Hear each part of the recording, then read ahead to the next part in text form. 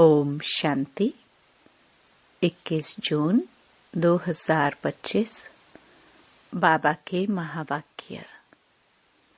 मीठे बच्चे, तुम्हें स्मृति आई कि हमने 84 जन्मों का चक्र पूरा किया। अब जाते हैं अपने घर शांति धाम।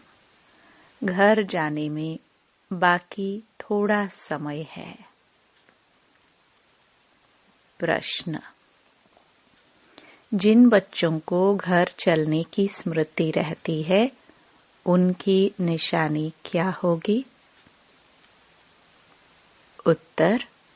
वह इस पुरानी दुनिया को देखते हुए भी नहीं देखेंगे। उन्हें बेहद का वैराग्य होगा। धंधे धोरी में रहते भी हल्के रहेंगे। इधर उधर झरमुई झगमुई की बातों में अपना समय बर्बाद नहीं करेंगे। अपने को इस दुनिया में मेहमान समझेंगे। ओम शांति। सिर्फ तुम संगमयुगी ब्राह्मण बच्चे ही जानते हो कि हम थोड़े समय के लिए इस पुरानी दुनिया के मेहमान हैं। तुम्हारा सच्चा घर है शांति धाम। उनको ही मनुष्य बहुत याद करते हैं, मन को शांति मिले। परंतु मन क्या है, शांति क्या है, हमको मिलेगी कहाँ से? कुछ भी समझते नहीं है। तुम जानते हो, अभी अपने घर जाने के लिए बाकी थोड़ा समय है। सारी दुनिया के मनुष्य मात्र नंबरवार वहां जाएंगे। वह है शांति धाम और यह है दुख धाम।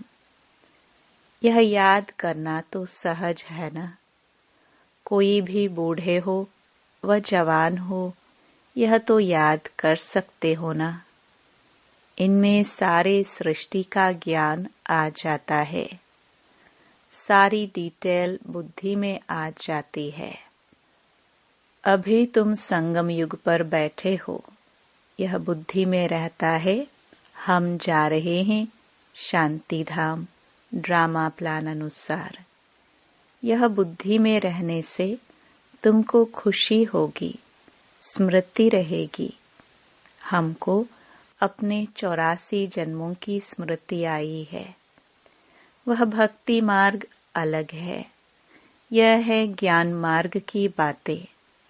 बाप समझा रहे हैं, मीठे बच्चों, अब अपना घर याद आता है।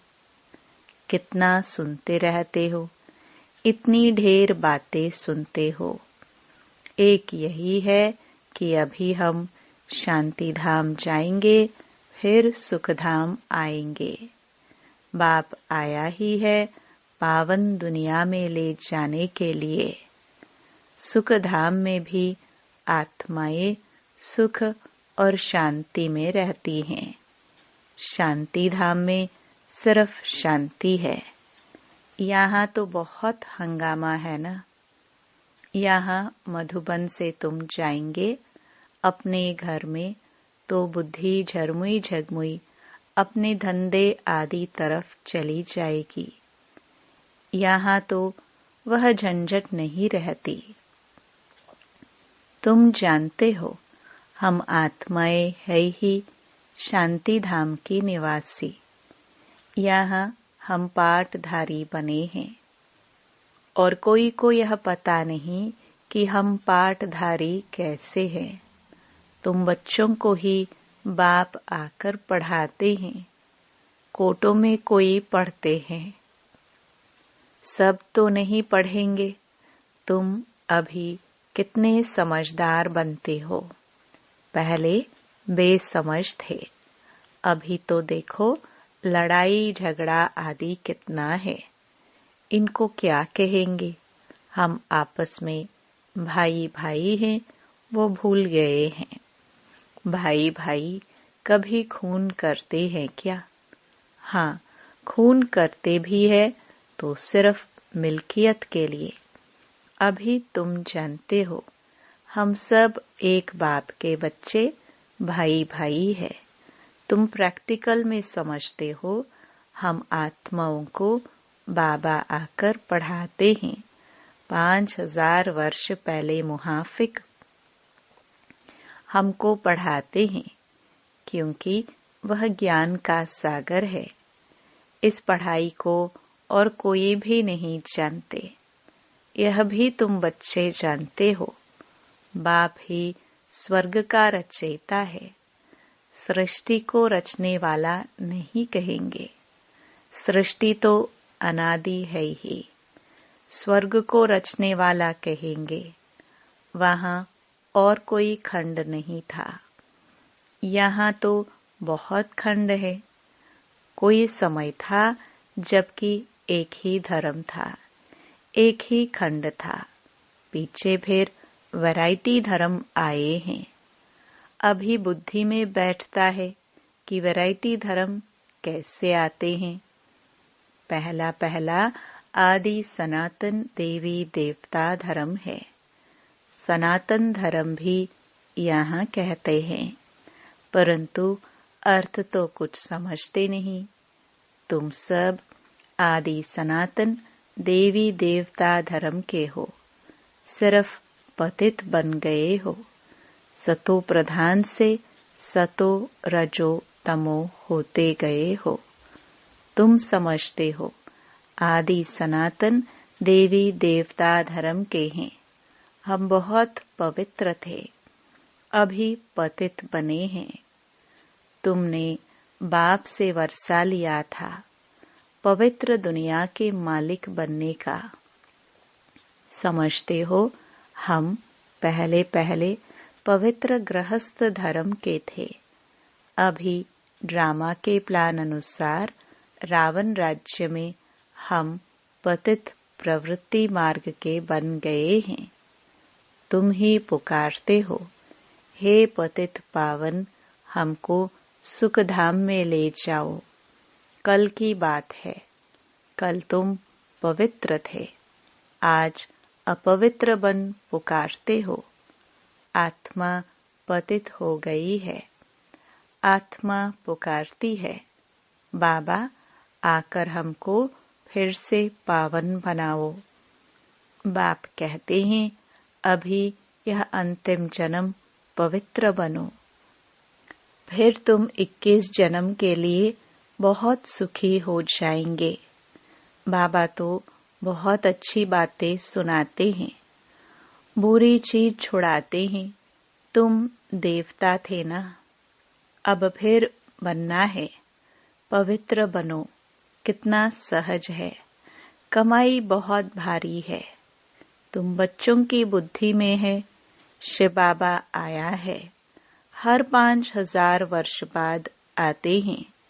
पुरानी दुनिया से नई होती है जरूर, यह कोई और बता ना सके। शास्त्रों में कलयुग की आयु बहुत लंबी करती है। यह है सारी भावी ड्रामा की। अभी तुम बच्चे पापों से मुक्त होने का पुरुषार्थ करते हो। ध्यान रहे और कोई पाप ना हो जाए। देह अभिमान में आने से ही फिर और विकार आते हैं, जिससे पाप होता है। इसलिए भूतों को भगाना पड़ता है। इस दुनिया की कोई भी चीज में मोह ना हो। इस पुरानी दुनिया से वैराग्य हो। भल देखते हो, पुराने घर में रहे पड़े हो, परंतु बुद्धि नई दुनिया में लगी हुई है। जब नए घर में जाएंगे तो नए को ही देखेंगे। जब तक यह पुराना घर खत्म हो, तब तक आंखों से पुराने को देखते हुए याद नए को करना है। कोई भी ऐसा काम नहीं करना है जो फिर पछताना पड़े।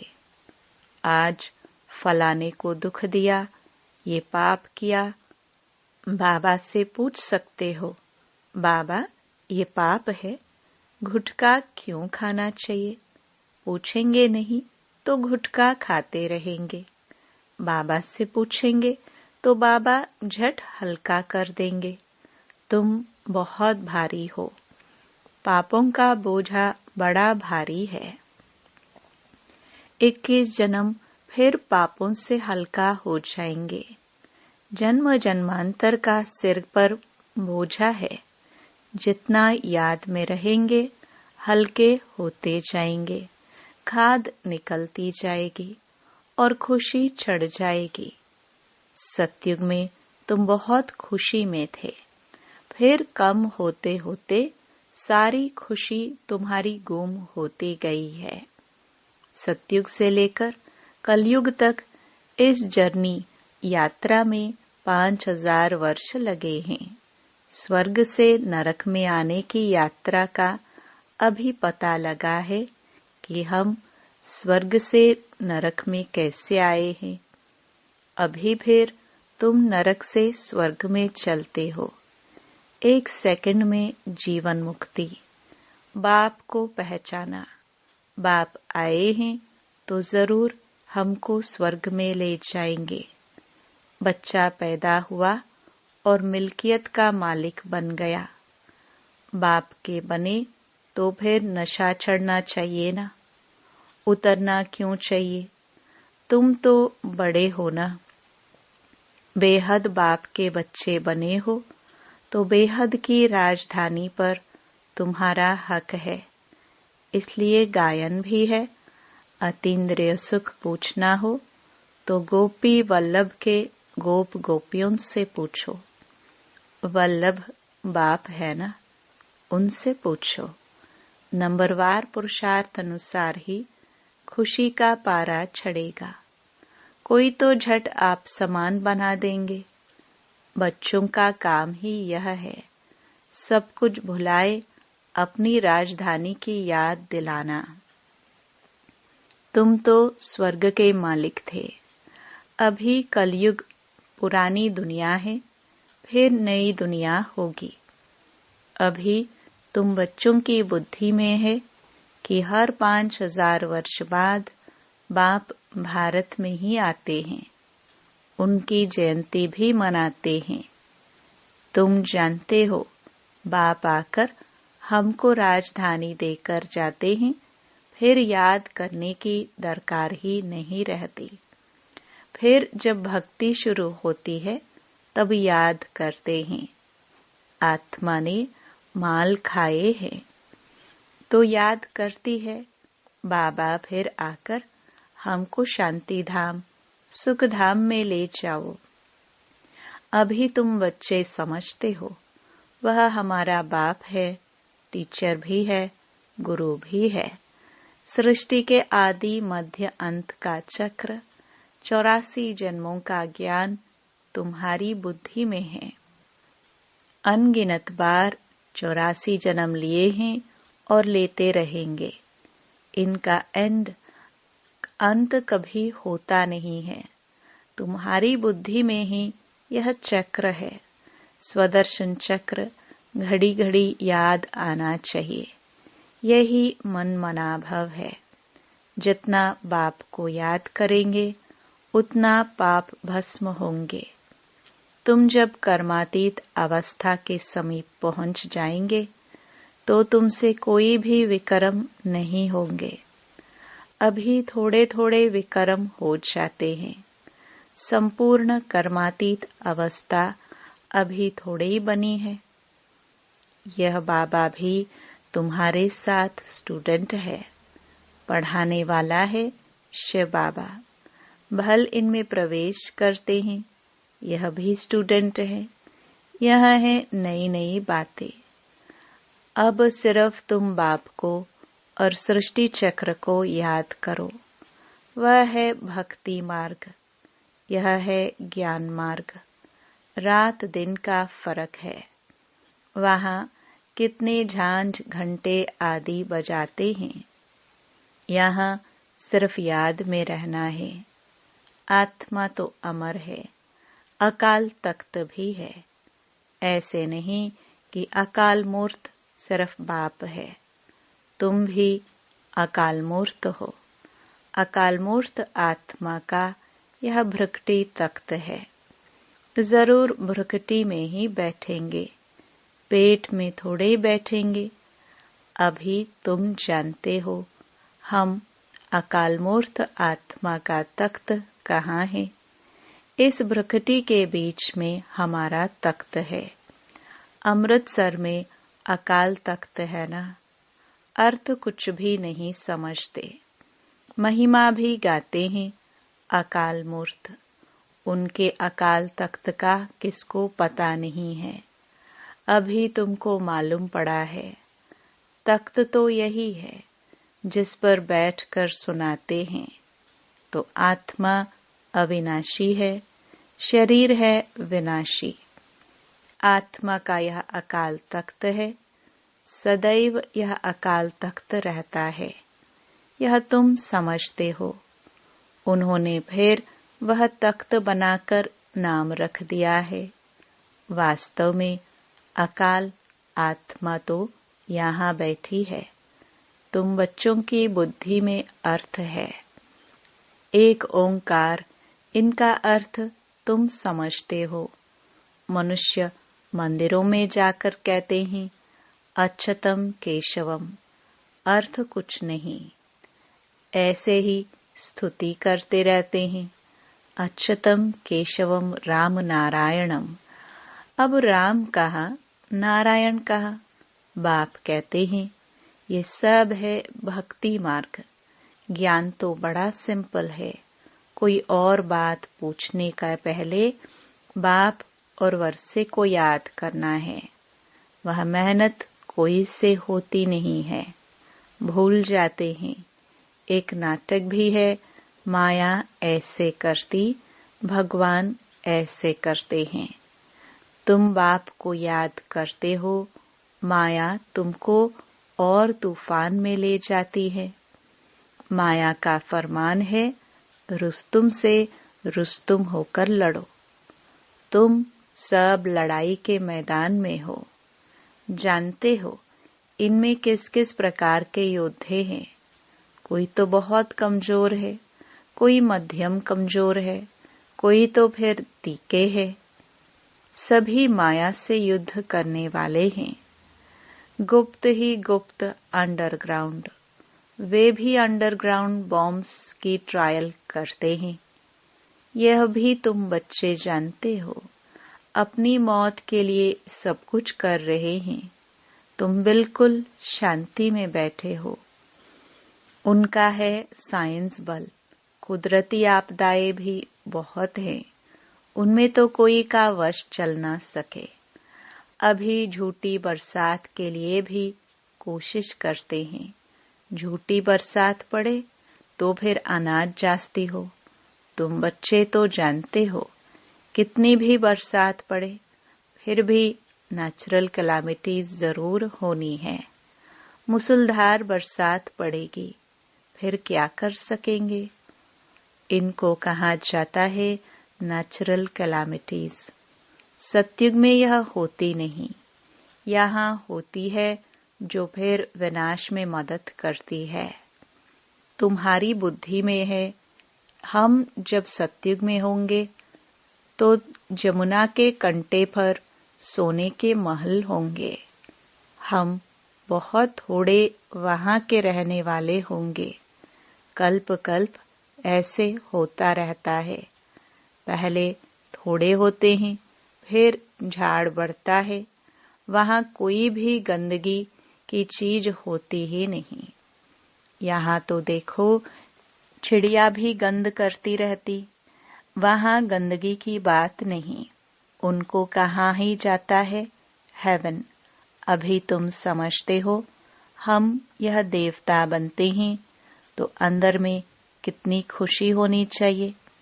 माया रूपी जिन्न से बचने के लिए बाप कहते हैं तुम बच्चे इस रूहानी धंधे में लग जाओ। मन मना भव, बस इसमें ही जिन्न बन जाओ। जिन्न का मिसाल देते हैं ना, कहाँ काम दो तो बाबा भी काम देते हैं, नहीं तो माया खा जाएगी। बाप का पूरा मददगार बनना है। अकेला बाप तो नहीं करेगा, बाप तो राज्य भी नहीं करता है। तुम सर्विस करते हो, राजाई भी तुम्हारे लिए ही है। बाप कहते हैं, मैं भी मगध देश में आता हूँ। माया भी मगरमच्छ है, कितने महारथियों को हप कर खा जाती है। ये सब है दुश्मन। जैसे मेढक का दुश्मन सर्प होता है ना, तुमको मालूम है, ऐसे तुम्हारा दुश्मन है माया। अच्छा, मीठे मीठे सिखिलदे बच्चों प्रति माता पिता बाप दादा का याद प्यार और गुड मॉर्निंग। रूहानी बाप के रूहानी बच्चों को नमस्ते। धारणा के लिए मुख्य सार। पहला, स्वयं को पापों से मुक्त करने का पुरुषार्थ करना है। देह अभिमान में कभी नहीं आना है। इस दुनिया की कोई भी चीज में मोह नहीं रखना है। दूसरा, माया रूपी जिन्न से बचने के लिए बुद्धि को रूहानी धंधे में बिजी रखना है। बाप का पूरा पूरा मददगार बनना है। वरदान, सर्व खजानों को समय पर यूज कर निरंतर खुशी का अनुभव करने वाले खुश नसीब आत्मा भव।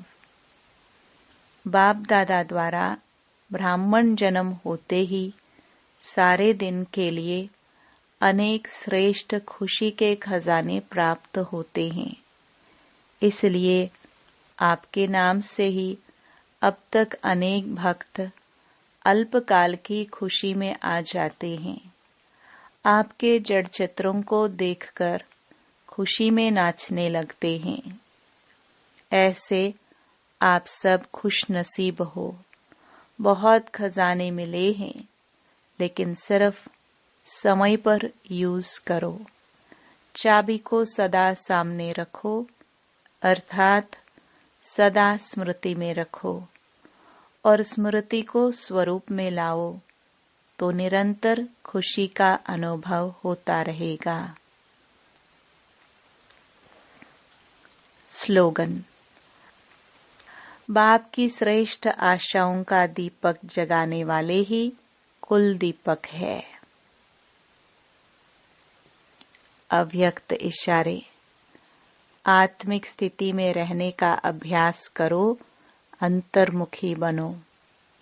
आत्मिक स्थिति में रह बाहर मुखता को छोड़ दो तो मेहनत से छूट जाएंगे और अनुभवों के सागर में समा जाएंगे। एक दो अनुभव नहीं, अथाह है। एक दो अनुभव करके अनुभव के तालाब में नहीं नहाओ। सागर के बच्चे अनुभवों के सागर में समा जाओ। ओम शांति।